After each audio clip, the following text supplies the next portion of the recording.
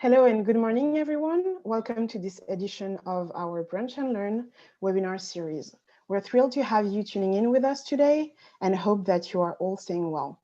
I'm Muriel Vincent, Communications and Social Media Coordinator at the Climate Reality Project Canada. I'm joined today by one of my colleagues, Imogen Sortini, our IT and Social Media Coordinator, as well as our Speaker of the Hour, Michael Lee, Senior Lead of Analytics and Services at Quest Canada.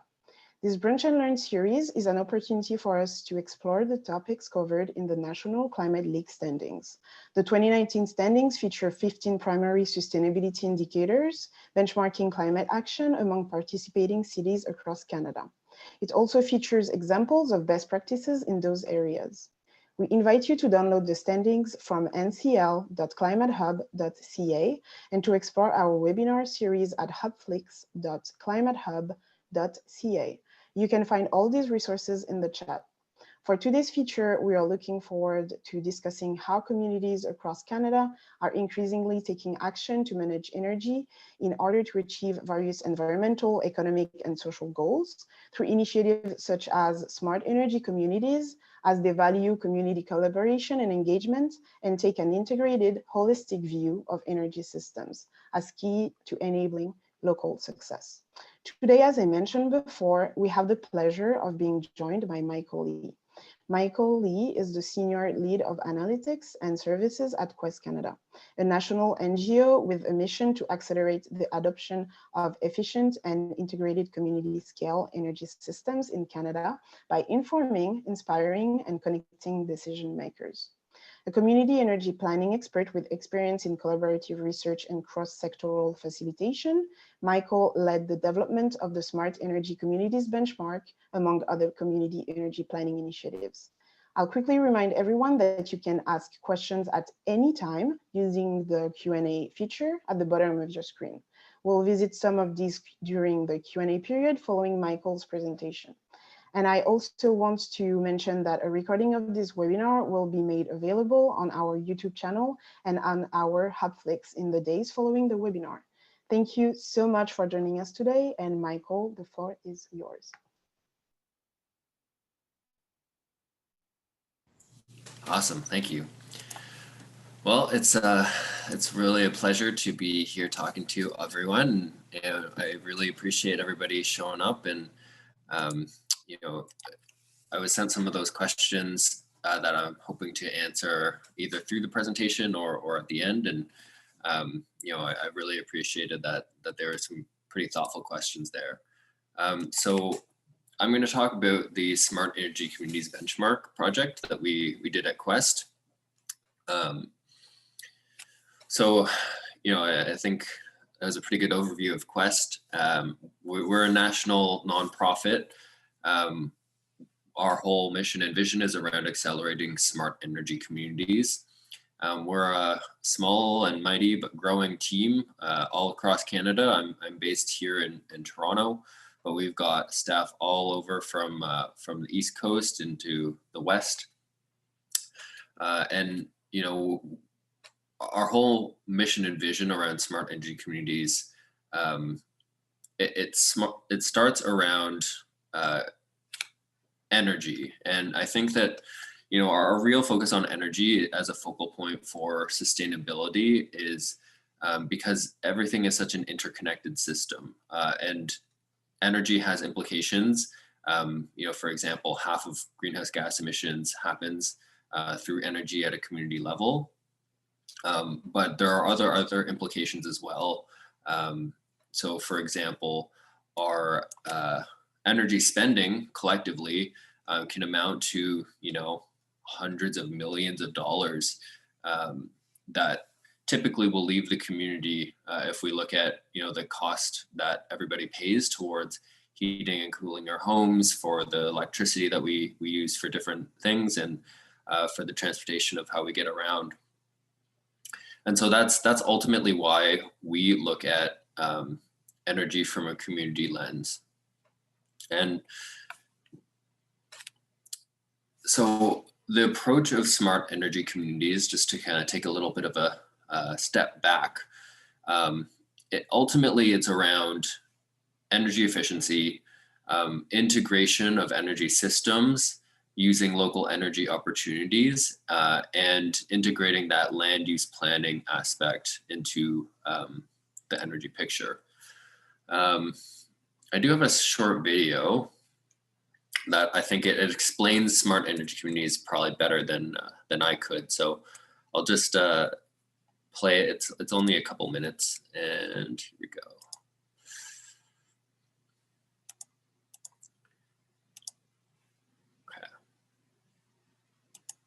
Canada is made up of over 5,000 communities. These communities account for 61% of energy use and more than half of all greenhouse gas emissions in Canada. Herein lies an opportunity. Let's make our communities into smart energy communities. In so doing, improve energy efficiency, cut costs, and reduce greenhouse gas emissions. So what does a smart energy community look like? First, conventional energy networks get integrated. That means that the electricity, natural gas, district energy, and transportation fuel networks in a community are better coordinated to match energy needs with the most efficient energy source. When conventional energy networks are integrated, it opens the door to innovations like alternative fuel vehicles, energy storage, waste heat capture, and combined heat and power. Second, a smart energy community considers land use, recognizing that poor land use decisions can equal a whole lot of energy waste. Third, a smart energy community harnesses local energy opportunities. These can be stock opportunities like solar, wind, and geothermal, or they can be opportunities that are tailored to a community, like water source cooling, sewage heat capture, biomass for heating, and capturing biogases for electricity and transportation fuel. Every community will have its own unique mix of local energy opportunities. Together, they can achieve significant energy efficiency improvements. Integrating conventional energy networks, making smart land use decisions, harnessing local energy opportunities. Quest, advancing smart energy communities in Canada.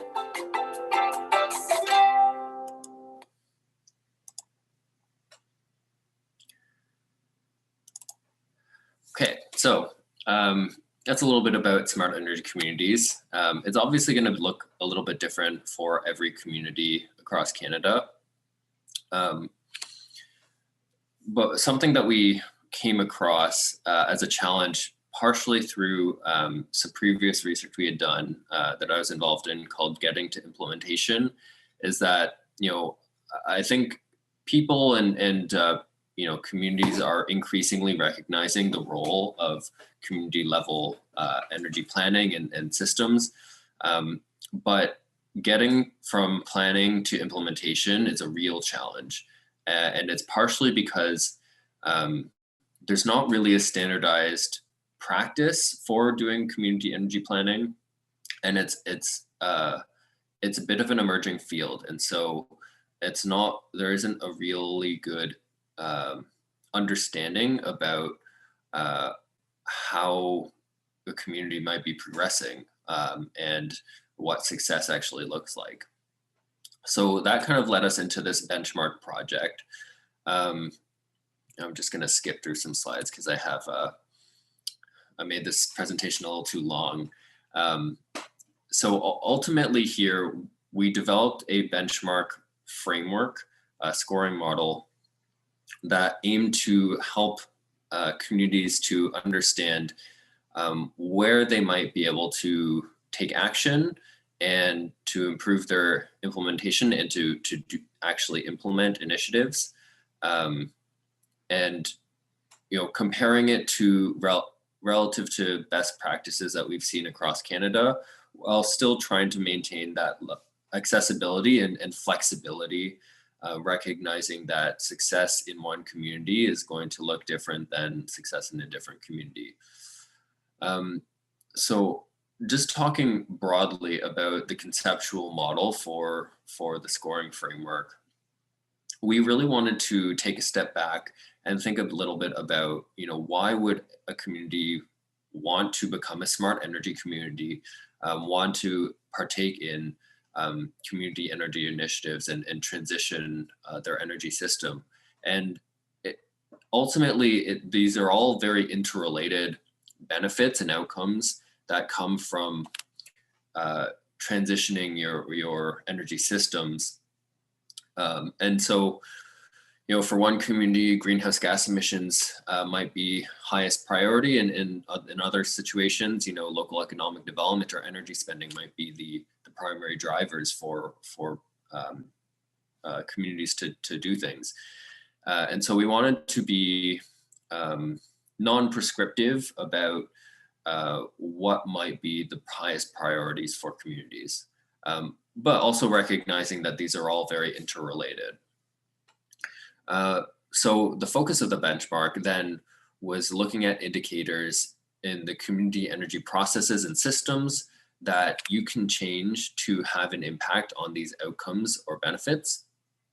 And then we went a little bit deeper, one layer down, to look at how can communities set themselves up for successful implementation in these systems, recognizing that a lot of communities kind of, they don't set themselves up in a way for success in implementation, and it shows in, so-called plans getting shelved and kind of never touched after they're developed. And so for those indicators there, we're talking about, collaborative governance, making sure that there are actually staff in place to do things, making sure that the financial mechanisms and funding is in place, whether there's the strategy that itself or the plan is well structured, and if there's data in place to help inform and engage community members. And ultimately that's so that they can have success in the community energy processes and systems. These are interrelated also, but we defined it into 5 indicators: land use, energy networks, waste and water, transportation to buildings. Recognizing that I don't have a ton of time, I did have, I would mention that we did this pilot initiative to develop the benchmark in 9 communities. So out in Nova Scotia, there's Bridgewater, the town of Bridgewater. In Quebec, Beaconsfield. Here in Ontario, London and Markham.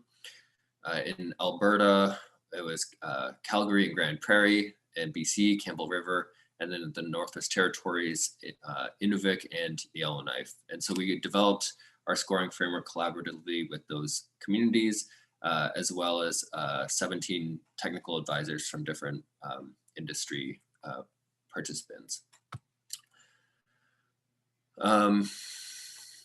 Recognizing that there isn't a lot of time here, I do have some slides here about different examples for each of those that we found in each of the communities, but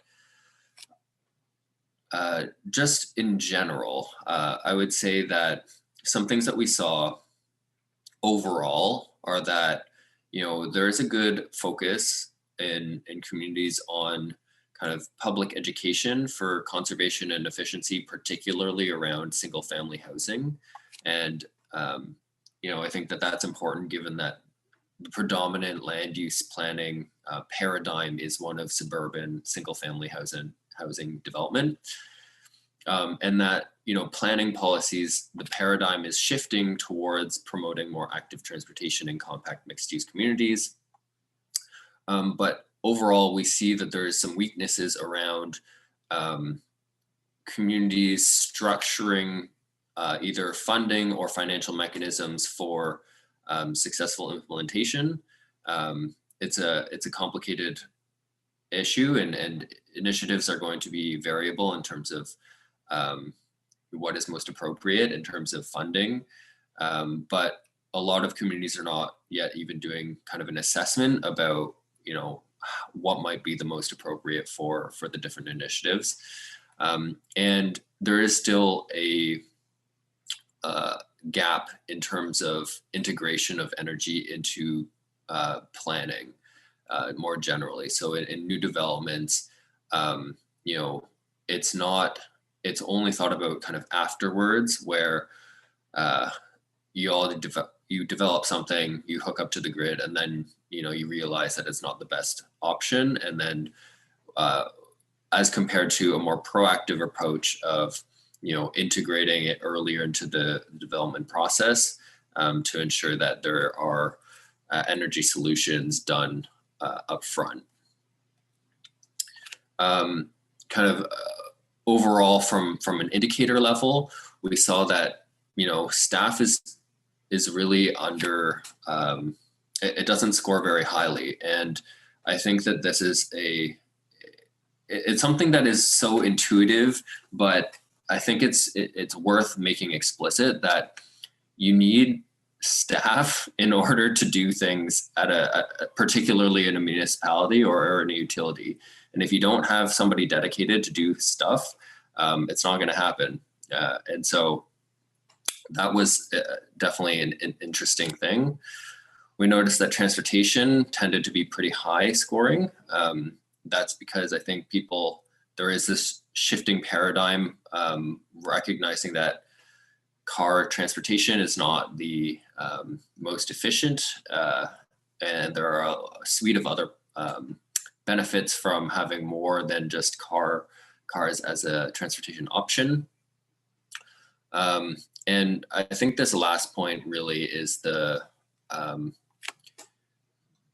maybe the point I would want to emphasize the most, and that each community that we spoke to, and there was just 9 of them, each had a very unique approach to the way that they were undertaking community energy initiatives, and then opportunities are very different, and everything is very specific to individual communities. What we're doing right now, we're starting to do some benchmarking out in New Brunswick.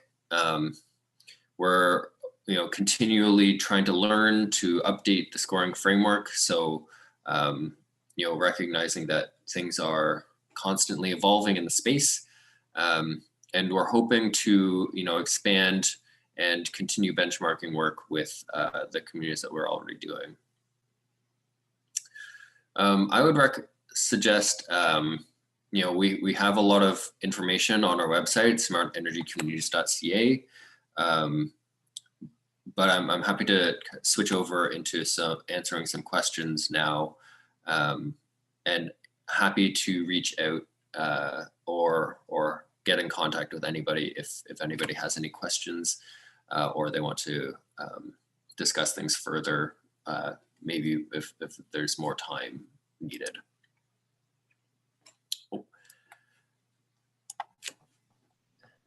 Thank you, Michael, for this great presentation. And I'm sure that our participants now have a better understanding of what smart energy communities are and why they're so important. So we'll now enter the Q&A portion of this webinar. So before we go on, I'd like to remind you that this webinar is 30 minutes long, but may go on a little longer if questions persist. So our first question is about governance. So one participant asked what governance models work best to help the implementation of smart energy communities? Yeah, so I would say that broadly speaking, a collaborative governance model that is high in engagement is something that would be the best. What that's going to look like more specifically is probably going to be a little bit variable. Oftentimes we see that things are being kind of driven by the local government. In Calgary, we saw that they put together this climate panel, and that oversaw kind of the planning and implementation. And each member, so the utilities were on board, there were different community organizations involved, and each of them has their own role to play, and they all come together to kind of strategize together. So that was a really interesting model.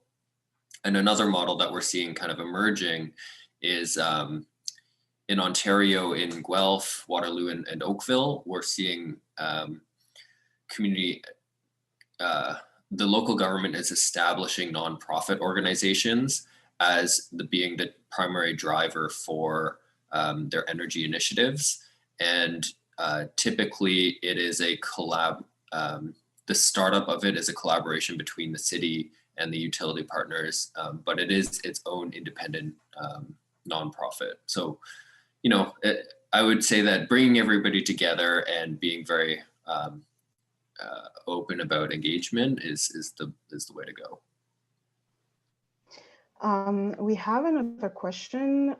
So a participant asked, how would you recommend citizens best use this resource to push for place-based policy action in their own communities, particularly in smaller municipalities? Yeah, it's a good question. I mean, I would be happy to be introduced to any local governments. I would say that in particular, you could point to some highlights that we have on our website. I know that the smaller you go, the context changes a lot, from like 8,000 down to 1,000 population. So I'm not really sure like size wise what small is here, but I would point out that, you know, the town of Inuvik and the town of Bridgewater, particularly Bridgewater, Nova Scotia. Bridgewater is a population of 8,500, and they are doing some incredible things, and they have dedicated some resources. They have a team of like 4 or 5 people. You know, it's happening, and they're seeing really great things out there. And their whole lens there is on energy poverty reduction. And yeah, they've gotten some like really good press out in all around Canada, even for the work that they're doing there. So that might be one way. Just pointing out that things are being done elsewhere. Thank you, Michael.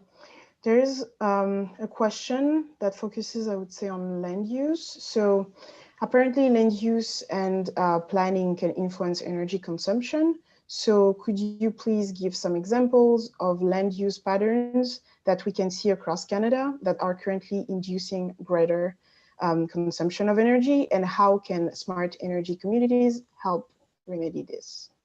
Yeah, so this question is a little bit near and dear to my heart, because I did my education in planning, and the intersection between energy and planning is what got me into Quest. I think it's no surprise to any of us that the primary form of land use patterns is suburban single family housing, detached housing. And, you know, the main issue in terms of energy there is that it causes auto dependency. I mean, I grew up in Waterloo and in a suburban environment, and the reality is I could not do anything unless I had a car. Like I maybe could walk to the nearest, plaza, 15-minute walk, or 20-minute walk, because my legs were kind of short growing up. It makes it so that you can't do anything. Having compact mixed use forms of development, it doesn't necessarily preclude cars, but it makes it so that you have different options. And in terms of, kind of more energy beyond the transportation piece, servicing of infrastructure to single family homes, there are some line losses, but I think primarily when you look at more compact forms of development, and mixed use particularly, other opportunities pop up. So something that I was very interested in was district energy, basically underground piping that connects between different buildings, and you can introduce waste heat captured from either geothermal or a nearby industrial process or businesses, and you share heat, but that only becomes possible when things are closer together.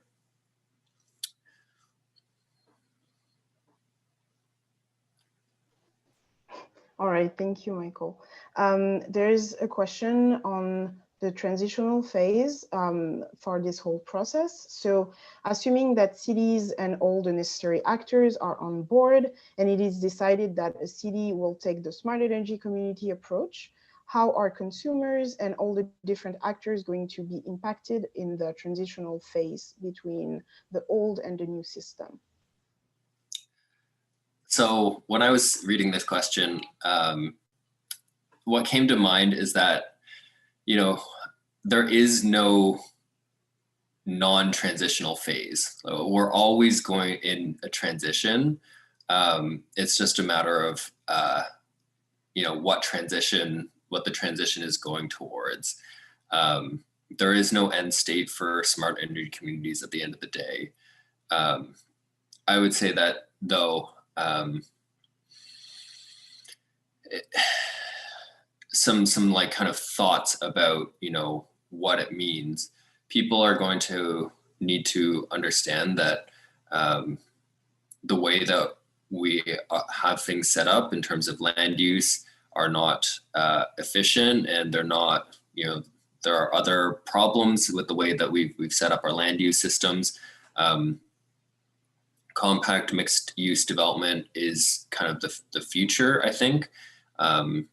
And so I think that there will be a bit of a transition in terms of people's paradigm,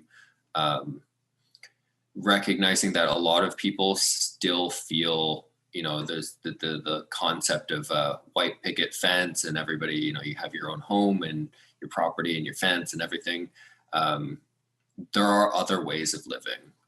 And I think once the ball starts rolling, people start to see those different options for ways that we can live. And so I think that, I know it's a bit of a tangent away from the question, but at the end of the day, we're always in transition. So thank you. There's a question focusing more on the local contexts that you described. So are there any local contexts, be it like geographical, policy, or infrastructure wise, etc., that would make it challenging to implement smart energy communities? And what should the different actors involved in the implementation of these communities should be wary of? Yeah, so I think that at the end of the day, things are going to look different. Like a smart energy community is going to look different in one context compared to another. My, I guess, personal bias is that communities that are primarily suburban are going to have a bit more of a challenge on that land use piece particularly. But I think overall, obviously having helpful supportive policy regimes, such as in British Columbia at a provincial level, is going to help, particularly because municipalities don't have any constitutional jurisdiction. It's all provincial, and energy is all at a provincial level too. So that's definitely a piece. And I think that something to consider also is that drivers are going to be different in different communities. And I think that while personally, I think it would be nice if everybody, if the climate change was at the highest priority for most people, that simply isn't the reality for a lot of people. And so focusing on different community benefits can be a way to, I guess, get things moving, because, I think something like energy costs, like everyone feels energy costs, and particularly in some communities that might be, in need of economic development. I would say that most communities are interested in that.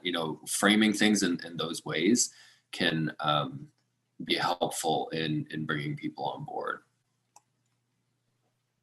Thank you, Michael. We have a really timely question here. A participant asked is COVID-19 impacting the development of smart energy communities? And is it easier or more difficult to advocate for them now? And which actors necessary to their implementation perceive it as an opportunity, and which sees it more as a challenge? Yeah. So obviously COVID is having an impact on everything. I think we're all kind of feeling it. It's definitely a mixed bag. I think that in some ways, I think that there is recognition at a federal level and, you know, at some provincial levels that the energy transition in general is going to be part of our economic recovery. I think when you tie it back to, you know, people are spending too much money on energy than we need to, then, you know, recognizing that that provides kind of some foundation for smart energy communities as a piece of recovery. And there are also obviously, you know, job and economic development opportunities associated with the different, I guess, industries of energy efficiency and renewable energy and whatnot. And I think that that's something that is recognized. I'd say kind of on the flip side, in terms of challenges, I think that smart energy communities inherent to it is having a highly engaging and collaborative model for the way that you do governance. And oftentimes that it requires face-to-face interaction. I think that most people, in order to truly feel like they, you know, have a connection to their community, that there needs to be some kind of physical meeting space. And obviously with COVID, that's been a real challenge. And I think in terms of some specific aspects, public transit is kind of a no-go these days. And so the sell on that is a little bit harder.